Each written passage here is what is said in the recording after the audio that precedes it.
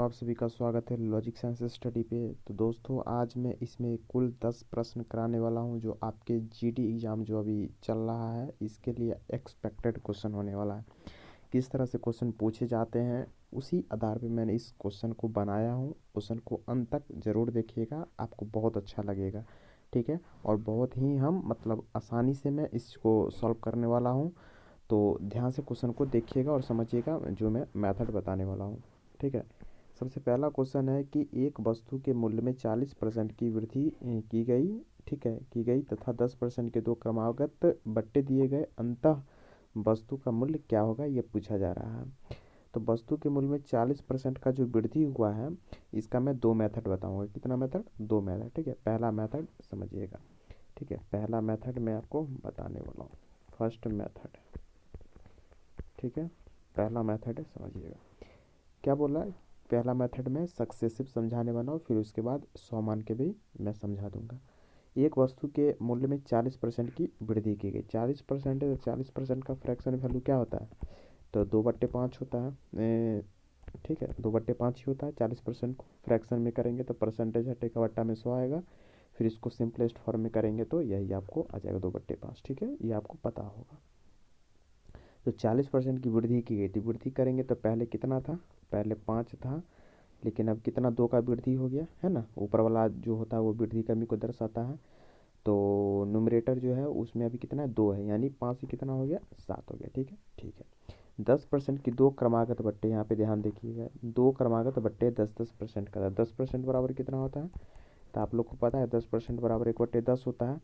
क्रमागत बट्टे दिए गए हैं, ठीक है ना। बट्टा डिस्काउंट है तो 10 से कितना हो जाएगा? एक का डिस्काउंट, 10 में एक का डिस्काउंट तो कितना हो जाएगा? 10 से 9, और 2 बार है तो 10 से 9 2 बार कर देंगे। ठीक है, कोई दिक्कत नहीं है। इसको गुना करेंगे तो कितना हो जाएगा? 500। इसको गुना करेंगे तो 9 9 81, 81 81 को 7 से गुना करेंगे तो 856, यानी कितना आ गया? 567 आ गया। ध्यान से समझ लीजिए, गुना करके हम देख लिए कितना आ रहा है। ठीक है, अब यहाँ 5 होता है, यहाँ 567, कितना की वृद्धि हुआ? 67 की वृद्धि हुआ। कितना में? तब 500 में बट्टा 500, परसेंटेज में निकालेंगे तो बट्टा गुना में 100। 2 जीरो से 2 जीरो कट गया। 67/5 बराबर कितना आ जाएगा? 13×5 = 65, और 5 का 20, यानी 13 पॉइंट कितना आ गया? तो 13.4% का इंक्रीज हुआ है। 500 से 567 इंक्रीज हुआ है ना, 67 का। तो परसेंटेज में निकाले तो 13.4% का इंक्रीज हुआ, जो ऑप्शन नंबर आपको सी में दिया गया है। इसको देखिए, इंक्रीज बाय 13.4%। ठीक है, तो ये आंसर आपका सी आ गया। ठीक है, ये हो गया आपका सक्सेसिव मेथड। ये मैंने सक्सेसिव जो मेथड मेथड होता है वो मैं बता दिया हूँ। अब मैं आपको जो बताने वाला हूँ वह मैं आपको 100 मान के बताने वाला हूँ। ठीक है, कुछ बच्चे होते हैं जो बोलते हैं कि 100 मान के बताने के लिए ऐसा कुछ। तो मैं दोनों मेथड बता, जो मेथड आपको अच्छा लगेगा उस मेथड को समझिएगा। ठीक है, चलिए ध्यान दीजिएगा।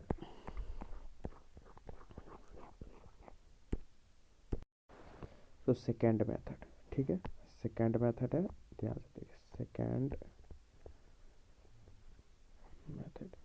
ठीक है, सेकेंड मेथड में क्या है कि इसमें 40% की वृद्धि की गई वस्तु के मूल्य में। तो मान लेते हैं वस्तु का कुछ जो मूल्य होगा, ठीक है, प्राइस जो होगा वो कितना होगा? 100 होगा, मान लिए। ठीक है, मूल्य कितना होगा? 100 होगा। बोला 40% की वृद्धि की गई, तो 40% की वृद्धि की गई तो उसके बाद क्या हो जाएगा? 100 के बाद एक 40% की वृद्धि हो गई तो यानी 140/100 होगा कि नहीं होगा? तो 100 से 100 कट गया तो कितना आ गया? 140 आ गया। ठीक है, 40% का वृद्धि की गई, यानी 100 में 40 का वृद्धि हुआ तो 140 हो गया। समझ गए? 10% का दो डिस्काउंट दिया गया, तो डिस्काउंट देंगे तो 140 जो है, ये प्राइस जो है इस पर डिस्काउंट होगा।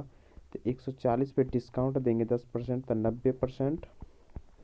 पहला डिस्काउंट, फिर से 90%, क्योंकि 10% का डिस्काउंट हो रहा है तो यानी 90% ही लेना है। तो 90% करके हम ले लिए। अब यहाँ से काटिए, 1 जीरो से 1 जीरो कैंसिल, 1 जीरो से 1 जीरो कैंसिल, कट गया। 1 जीरो से 1 जीरो कैंसिल हो गया। ऊपर बचा 9 9 81, 81 को 14 से गुना कीजिए, 81 को 14, 4 4 8 32, और 81 का 81, 4 2 1 3 8 3 11, यानी 1134 हुआ। लेकिन नीचे में एक जीरो है तो 1.1 अंक पहले दशमलव दे देंगे। ठीक है, तो कितना आ गया? तो यहाँ पर हम 100 माने थे ना, गुना करके कितना आया? 113.4, यानी कितना की वृद्धि हुआ इसमें, इस दोनों में?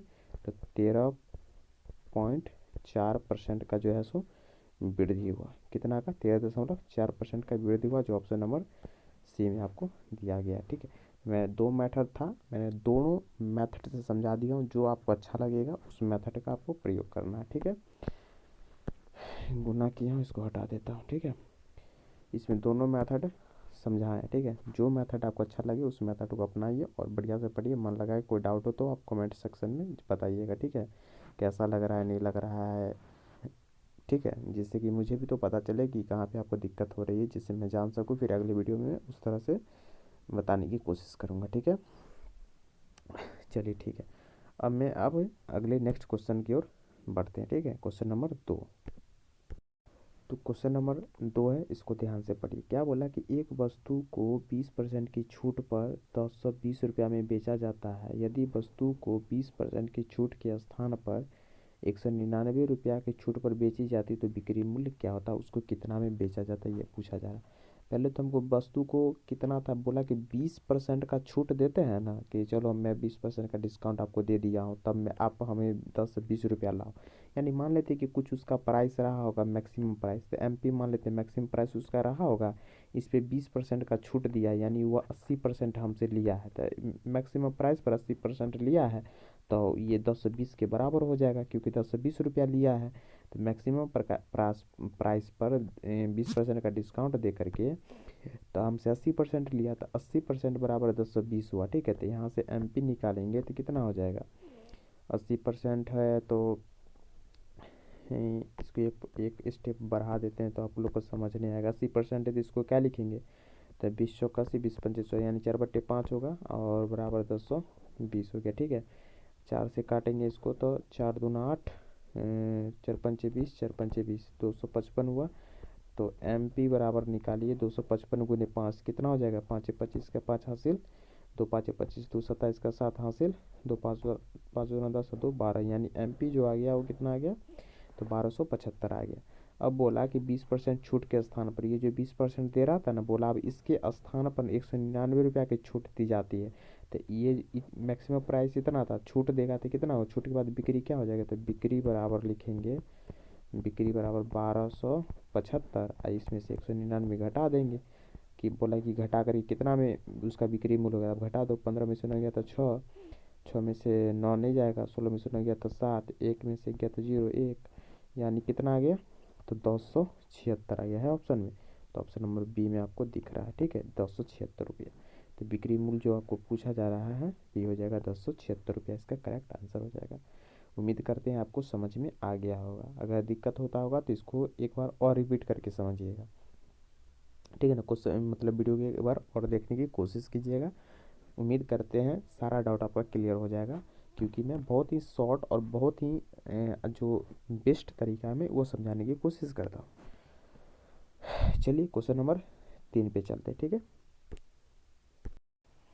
तो दोस्तों अगला जो क्वेश्चन है इसको ध्यान से पढ़िए। बोला कि यदि प्रत्येक 600 रुपये कीमत को 3 शर्ट खरीदने पर 2 शर्ट मुफ्त देने की पेशकश की जाती है तो प्रत्येक शर्ट पर प्रभावी छूट क्या होगी? तो पहली बात है कि आप इसमें परसेंटेज में पूछा जा रहा है ना आंसर, इसको लेकर के आपको नहीं चलना, वरना क्वेश्चन भी नहीं बनेगा आपका और उलझ जाएंगे आप। ठीक है, इस नंबर को छोड़ देना है, इससे कोई मतलब नहीं, क्योंकि यहाँ परसेंटेज हमें निकालना है। तो इससे सिर्फ मतलब इस लाइन को पढ़िए और बस आंसर निकालिए। 3 शर्ट खरीदने पर मुफ्त कितना दे रहा था? मुफ्त 2 दे रहा था। मुफ्त जो जितना रहेगा ऊपर में लिखेंगे। कुल कितना शर्ट हो गया मेरे पास? तो 3 शर्ट खरीदे और 2 शर्ट मुफ्त दिया, कुल 5 दिया, तो नीचे टोटल होगा अब बट्टे यानी गुने में 100 निकालिए। 5 से काटेंगे तो 20 पंचे 100, 20 दूनी 40, दोनों को गुना करेंगे तो कितना आ गया? 40। तो 40% इसका करेक्ट आंसर हो जाएगा। ठीक है, ऑप्शन नंबर आप सी के साथ जो है सो जा सकते हैं। ठीक है, तो ये करेक्ट आंसर आपका ये हो जाएगा। उम्मीद करते हैं आप समझ गए होंगे। ठीक है, कोई भी रहेगा, छूट जितना रहेगा ऊपर में अब बट्टा में टोटल रहेगा और गुने 100 कर देना है, आपको प्रभावी छूट निकल जाएगा। ठीक है, तो प्रत्येक शर्ट पर जो प्रभावी छूट है पूछा ना, तो ये हो जाएगा 40% का। ठीक है, चलिए अगला क्वेश्चन देखिए ध्यान से। तो दोस्तों ये क्वेश्चन है, इसको ध्यान से पढ़िए। क्या बोला क्वेश्चन? एक गोलार्ध, गोलार्ध का मतलब अर्धगोला होता है। ठीक है, उसका वक्र पृष्ठ का क्षेत्रफल दे दिया है ये वर्ग सेंटीमीटर और आयतन भी दे दिया है घन सेंटीमीटर में। ठीक है, तो इसकी त्रिज्या क्या होगा ये पूछा जा रहा है। सिंपल क्वेश्चन है, फार्मूला आपको याद होगा तो बना लेंगे। गोलार्ध जो है यानी अर्धगोला, अर्धगोला हेमिस्फीयर इंग्लिश में देख सकते हैं। इसमें क्या बोला, क्या कि इसके जो क्षेत्रफल है, वक्र पृष्ठ का क्षेत्रफल गोला का, पहली बात है आपको मैं कुछ बताता हूँ, देख लीजिए। गोला का पूछेगा ना वक्र पृष्ठ का क्षेत्रफल, तो ये हो जाएगा आपका 4πr²। ठीक है, क्या हो जाएगा 4πr²। अगर पूछेगा अर्धगोला का, ठीक है, क्या पूछेगा, अर्धगोला का पूछेगा वक्र पृष्ठीय क्षेत्रफल, तो ये हो जाएगा आधा, यानी 2π, यानी 4 है ना, 4 का आधा 2 हो जाएगा 2πr²। ठीक है, अर्धगोला है क्योंकि, ठीक है, और वक्र पृष्ठ का क्षेत्रफल पूछा जा रहा है। तो यहाँ पे अर्धगोला के या तो आप इसका फार्मूला लगा करके निकाल सकते हो या आयतन का फार्मूला लगा करके निकाल सकते हो। अगर पूछेगा अर्धगोला का आयतन, तो सबसे पहले बात करेंगे गोला का आयतन। ठीक है, गोला का आयतन, तो गोला का आयतन आप लोग को पता होगा कि 4/3πr³ होता है। ठीक है, लेकिन अर्धगोला पूछेगा तो आधा हो जाएगा। आधा मतलब क्या हो जाएगा कि 1/, यानी कि 4/3 का आधा करेंगे तो क्या हो जाएगा, यानी इसका आधा हो जाएगा 2/3 πr³। ये हो गया आपका अर्धगोला का, किसका हो गया, अर्धगोला का हो गया। ठीक है, ये अर्धगोला का हो गया 2/3πr³। तो ये आप इसमें भी लगा सकते हैं, इसका आयतन दिया अर्धगोला का, आइए अर्धगोला का वक्र पृष्ठ का क्षेत्रफल भी दिया हुआ। ठीक है, तो हम बताते हैं फार्मूला लगा के, जो दोनों में से कोई भी एक लगा करके आप चेक कर सकते हैं। ठीक है, तो फार्मूला मैं आपको बता दिया हूँ। अब चलिए बनाते हैं क्वेश्चन को, सॉल्व करते हैं। ठीक है, देखिए हम लगाते हैं अर्धगोला का वक्र पृष्ठ का क्षेत्रफल। तो हमको पता है कि अर्धगोला का वक्र पृष्ठ का क्षेत्रफल होगा 2। ठीक है, 2 और पाई का मान 22/7 2πr²। r² बराबर 27, और देखो ये जो पॉइंट हटेगा ऊपर में तो नीचे में 100 आएगा, तो 27/72 अब बट्टा में क्या आ जाएगा 100। ठीक है, यहाँ तक कोई दिक्कत नहीं है। चलिए यहाँ पे ये समझा दिया, अब इसको मिटा देते हैं, समझिए। अब चलिए काटते हैं, 2 से काटेंगे इसको, तो 2 का 2, 2 तिया 6, 2 अठे 16, 2 छक्का 12। ठीक है, अब 22 है, तो 11 से काटते हैं, तो 11 दूनी 22, 11 एक 11, और 11 दूनी 22, 11 छक 66। ठीक, अब 2 से है तो 2 छक 12, 2 तिया 63 आ गया। नीचे ये 7 इधर जाएगा तो ऊपर में चला जाएगा, तो 63 × 7 ऊपर में, और नीचे में क्या है 100 r²। अब r बराबर क्या हो जाएगा, इसका रूट ले लो, तो रूट लेंगे तो 63 को लिख सकते हैं ना 9 × 7, 7 तो है ही, बट्टा में क्या है 100। तो अगर इसको हम रूट ले लेंगे तो क्या आ जाएगा, 9 है तो इसका बाहर क्या निकल जाएगा, इधर मैं बताता हूँ, ध्यान से देख लीजिए।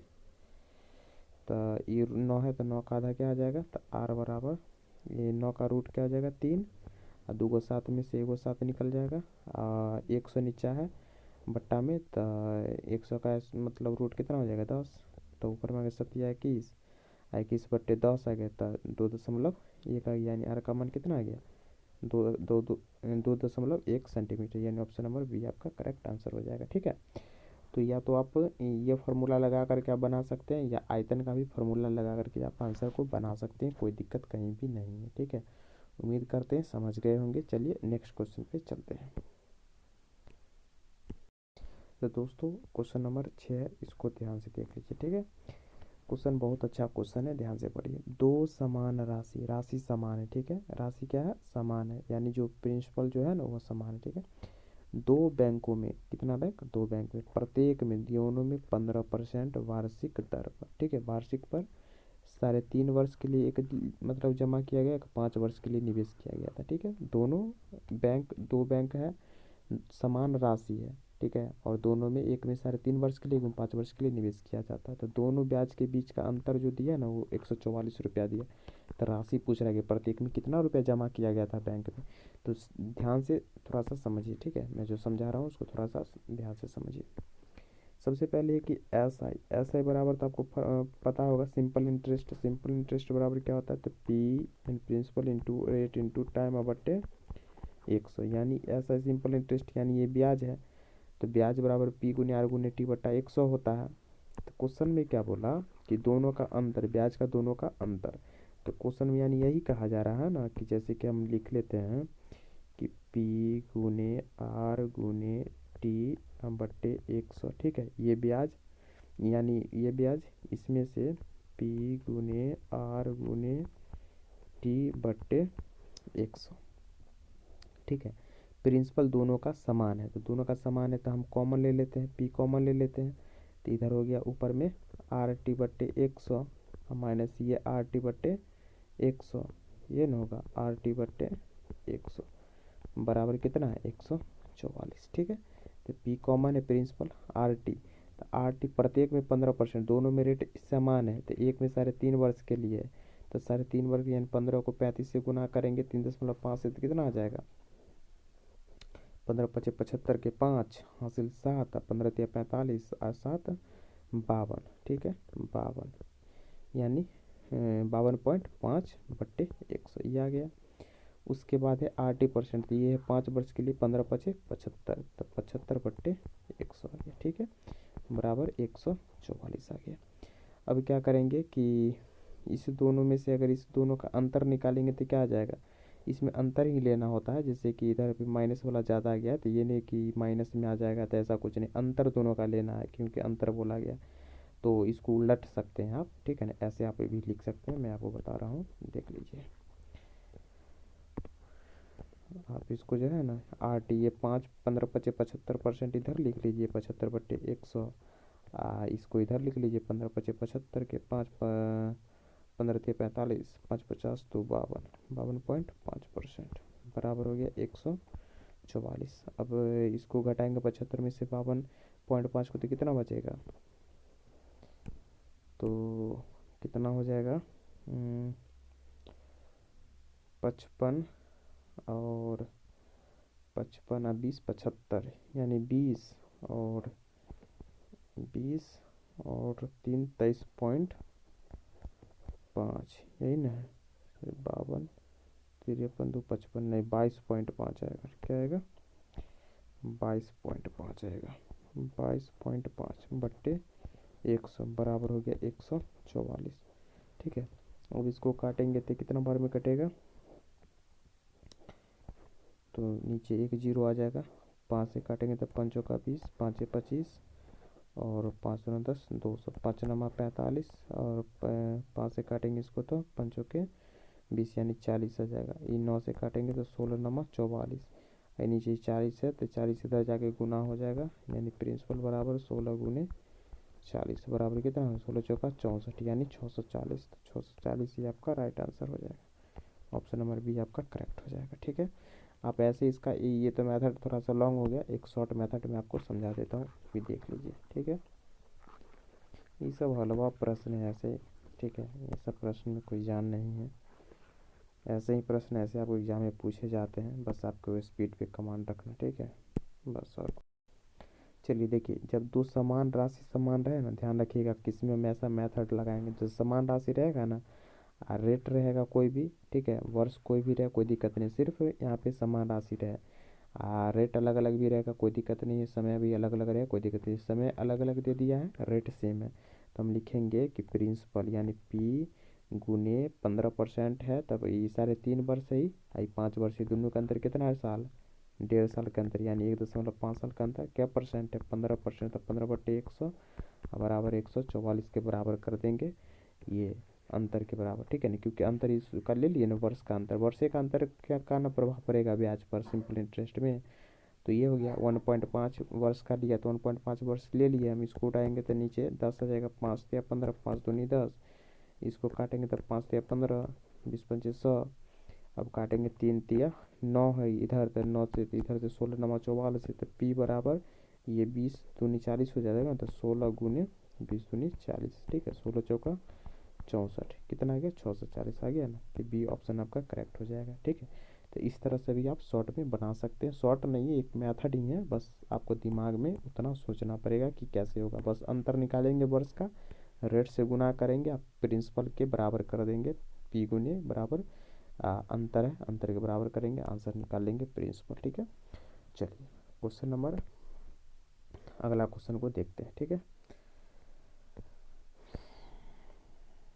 देखिए इस क्वेश्चन को देखिए, इस क्वेश्चन को देखिए क्या बोले, एक वस्तु को 600 रुपये में बेचकर कमाया गया लाभ उसी वस्तु को 400 रुपये में बेचकर प्राप्त हानि के बराबर है, तो 25% लाभ प्राप्त करने के लिए उसी वस्तु का विक्रय मूल्य क्या होना चाहिए, ये क्वेश्चन है। तो क्वेश्चन बहुत ही अच्छे क्वेश्चन है, इसको ध्यान से समझिए। एक वस्तु को इस 600 रुपया में बेचकर कमाया गया लाभ, तो लाभ बराबर क्या होता है, प्रॉफिट बराबर होता है S P minus C P, यही नहीं होता है।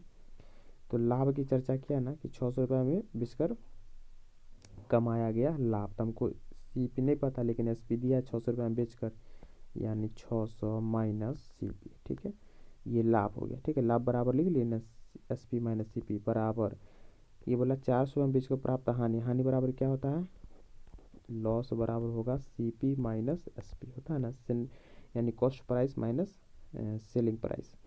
तो सी पी हमको नहीं पता, तो C P minus S P कितना बेच करके, तो 400 रुपया बेच करके, 400 रुपया प्राप्त हानि के बराबर, यानी आपस में जो है दोनों बराबर, इसीलिए हम बराबर का चिन्ह दे दिए।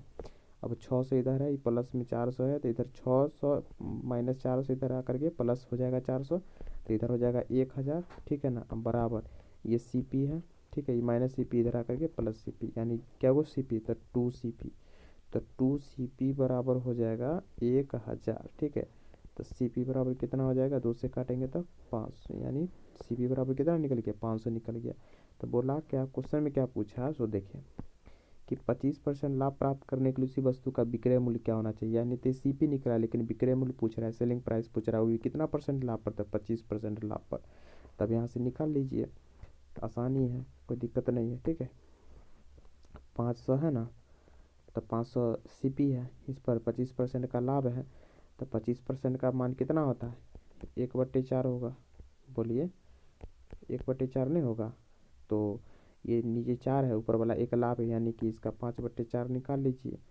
तो 500 को 500 से गुना करेंगे तो कितना, 2500/4, 2500/4 कितना हो जाएगा, 4×6 = 24, और 1 0 10, 4×2 = 8, 4×5 = 20, यानी 625।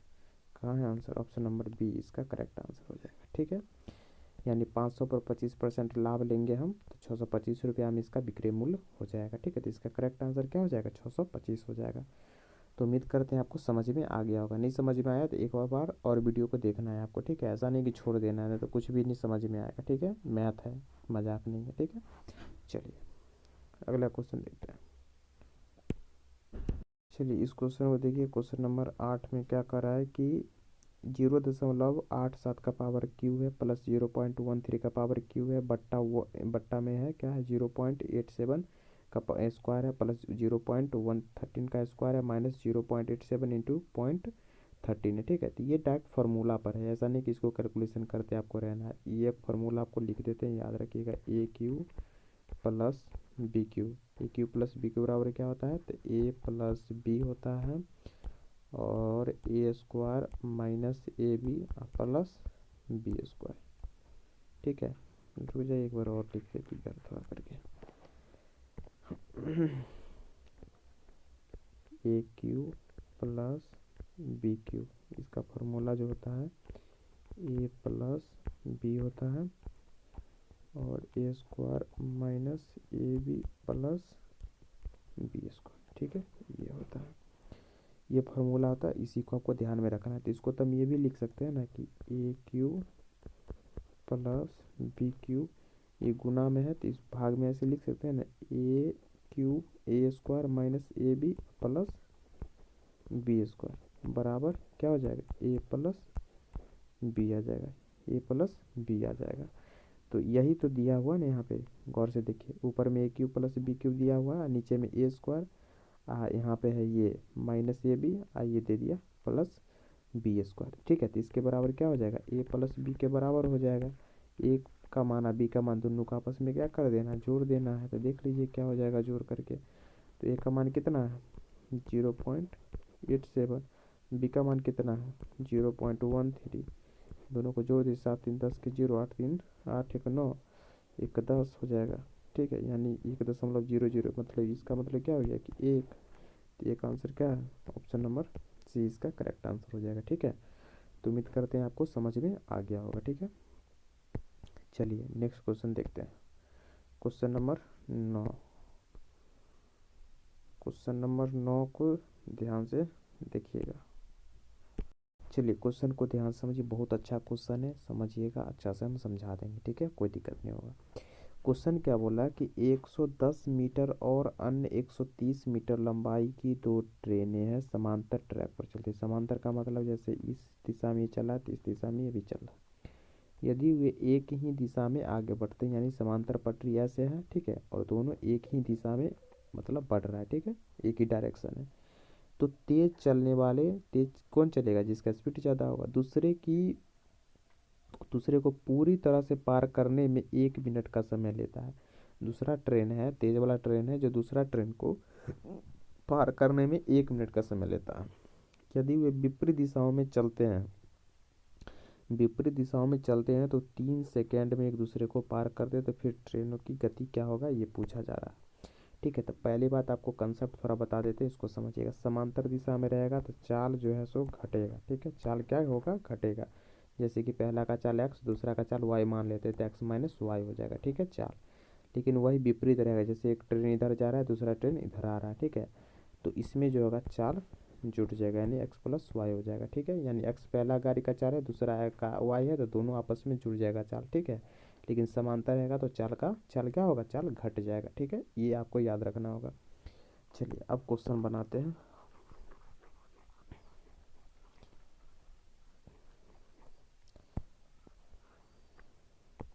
चलिए, और एक चीज़ और ध्यान में रखना है कि हमेशा जो होगा ना, कोई भी ट्रेन हो तो उसका हमेशा जो लंबाई हमेशा जुड़ता है, कभी भी लंबाई घटता नहीं है, ठीक है, क्योंकि ये ट्रेन है, ठीक है, दूसरा ट्रेन इसको जो पार करेगा तो ये ट्रेन का जो ये पीछे वाला पार्ट है यहाँ तक आ जाएगा, तब ना ऐसे आ जाएगा, तब ना ये ट्रेन पूरा पार होगा। तो इसीलिए इसका भी लंबाई और इसका भी लंबाई, दोनों लंबाई को जोड़ दिया जाता है, ठीक है, तो कुल दूरी आ जाता है यहाँ पे, कुल उसका जो डिस्टेंस होगा वो आ जाता है। तो पहला है 110 मीटर का एक रेलगाड़ी है, 110 मीटर लंबाई की दो ट्रेनें समांतर ट्रैक पर चलती है, विद एक ही दिशा में आगे बढ़ती है, एक ही दिशा में बढ़ते हैं मतलब समांतर दिशा में एक ही दिशा में आगे बढ़ते हैं, तो चाल क्या होगा, चाल जो होगा वो घटेगा, ठीक है, चाल क्या होगा, घटेगा। तो चाल बराबर दूरी बट्टा समय, तो दूरी में क्या हो जाएगा, 110 130 को जोड़ो तो कितना, 240 हो गया। तो चाल बट्टा समय कितना समय लेता है, 1 मिनट का समय, 1 मिनट में कितना सेकंड, 60 सेकंड, क्योंकि हम मीटर पर सेकंड में आंसर इसको हम निकालेंगे, तो ये मीटर में तो सेकंड में आंसर होना चाहिए, तो 1 मिनट बराबर 60 सेकंड, इसको काटेंगे तो 6 चौक 24, यानी कितना आया, 4 मीटर पर सेकंड स्पीड आया, यानी अंतर आया दोनों गाड़ी का, ठीक है, दोनों गाड़ी का अंतर कितना आया, दोनों ट्रेन का जो स्पीड का अंतर है 4 मीटर पर सेकंड। दूसरा में क्या बोला कि विपरीत दिशा में चलते तो चाल क्या हो जाएगा, जुट जाएगा, तो एक्स प्लस वाई। 3 सेकंड में एक दूसरे को पार करते तो 3 सेकंड यानी दूरी कितना हो जाएगा, 240 ही दूरी हो जाएगा, 3 सेकंड में तो बट्टा 3, तो 3 से काटेंगे तो 3 × 8 = 24, यानी 80 आया, तो ये 80 मीटर पर सेकंड आ गया दूसरा गाड़ी का, दोनों का योग आ गया, दोनों ट्रेन जो था ना उसका कुल चाल इतना है, या दूसरा पहला का जो निकाले वो क्या है, अंतर आ गया 4, तो हम एक्स का मान निकालेंगे, पहला गाड़ी का चाल, तो ये दोनों को जोड़ देना है, तो 80 + 4 कितना, 84, 84/2 कितना आ जाएगा, 42 पर मीटर सेकंड पहला गाड़ी का चाल है, और दूसरा का निकालेंगे, यानी वाई बराबर, तो दोनों का अंतर कर लेंगे, 80 और 4 का अंतर कितना हो जाएगा, 76 ना, 76/2 तो कितना आ जाएगा, 38 मीटर पर सेकंड। तो ये ऑप्शन नंबर सी आपका करेक्ट हो जाएगा, ऑप्शन नंबर सी आपका क्या हो जाएगा, करेक्ट हो जाएगा, 42 मीटर पर सेकंड पहला का, दूसरा का 38 मीटर पर सेकंड, करेक्ट आंसर है, ठीक है। तो इस क्वेश्चन को आप भी आसानी से बना सकते हैं, कोई फास्ट क्वेश्चन नहीं है, ठीक है, आसान क्वेश्चन ही है। चलिए लास्ट क्वेश्चन है आपके सामने, ठीक है, ध्यान से समझ, बहुत इजी क्वेश्चन है, समझिएगा ध्यान से, ठीक है। एक व्यक्ति को एक वस्तु को 96 रुपये में बेचने पर 20% का हानि होती है, ठीक है, 96 रुपये में बेचा तो उसको 20% का हानि हुआ, तो आप लोग को पता है कि 20% हानि है, तो 20% बराबर क्या होता है, तो 20% बराबर जो होता है वो कितना होता है, 1/5 होता है, ठीक है, 1/5 होता है, यानी 5 अगर सीपी होगा, सीपी बराबर 5 होगा, तो एसपी कितना हो जाएगा, तो एसपी घट जाएगा, एक घट जाएगा ऊपर वाला, एक ही जाएगा तो 4, क्योंकि हानि हो रहा है, ठीक है, तो एसपी बराबर 4। और 96 रुपया क्या दिया है, सेलिंग प्राइस दिया है। तो ये जो 4 यूनिट है, हम यूनिट मान लेते हैं कि यूनिट होगा, 4 यूनिट का वैल्यू 96 दिया है। तो 1 यूनिट का वैल्यू कितना, 24। तो सीपी कितना है, 5 यूनिट, 5 यूनिट निकाल लेते हैं। तो 24 पंचे 120, यानी जो इसका जो रियल जो वैल्यू होगा, प्राइस होगा, वो 120 रुपया रहा होगा। जो 20% हानि पर वो 96 रुपये में बेच रहा था। अब बोला 15% का लाभ प्राप्त करने के लिए उस वस्तु को कितने में बेचेंगे। तो 15% लाभ, तब यहाँ से निकाल लो, 120 में 15% का लाभ, जितना लाभ रहेगा उसमें 100 में उतना, जितना परसेंट लाभ करेगा उतना जोड़ देंगे। 15 बोला तो 100 में 15 जोड़ देंगे, तो 115 बट्टे 100 लेंगे। तो 1 जीरो से 1 जीरो कट गया, 5 से 23 पंच 115, 5 दूना 10, 2 12, 6 को 23 से गुना करें, 6 18, 6 दूना 12, 1 13, कितना आया, 138 आया। तो 138 इसका करेक्ट आंसर हो जाएगा। 120 रुपया उसका प्राइस था, उसमें 15% लाभ पर 115 बट्टा 100 निकाले, तो 138 रुपया उसका, 138 रुपये हम उसको बेचेंगे, तब हमको 15% का लाभ हो जाएगा। तो इसका करेक्ट आंसर सी हो जाएगा। तो आपको वेस्ट क्वेश्चन हम इसमें करवाए हैं, और आपको अच्छा लगा हो तो चैनल को सब्सक्राइब करके शेयर कर दीजिएगा अपने दोस्तों के बीच में। और मैं भी एक स्टूडेंट हूं, और मैं आप लोग को गाइड करूंगा, क्योंकि मैं काफ़ी इस पर चीज़ें अध्ययन किया हूं, तो मुझे ऐसा लग रहा है कि मैं आप लोग को बताना चाहिए जो लोग तैयारी कर रहे हैं अभी। ठीक है, तो हम लोग मिलेंगे नेक्स्ट वीडियो में, और अगर अच्छा लगेगा तो मुझे ज़रूर बताइएगा, जिससे कि मैं आपके लिए और कंटेंट की मैं व्यवस्था करूँगा, और मैं आप सभी को शेयर करने वाला हूँ सारा चीज़ें। ठीक है, तो चलेंगे, मिलेंगे नेक्स्ट वीडियो में। Thank you for watching this video, love you all, take care, bye, good night.